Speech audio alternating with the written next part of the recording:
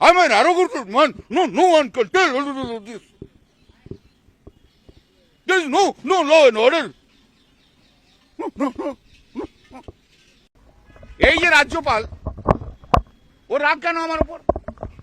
প্রথম রাগ হচ্ছে ওর খুব কাছের ছেলে মেয়েদের ও ভাইস চ্যান্সেলর করতে চেয়েছিল সব ইউনিভার্সিটিতে।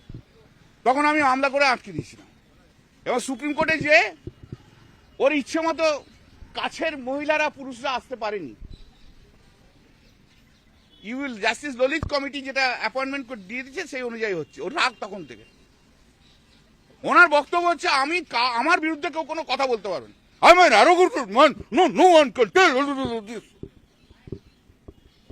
There is no law and order. No. উনি হচ্ছেন এইরকম একটা লোক, ও কোনো কিছু সহ্য করবে না।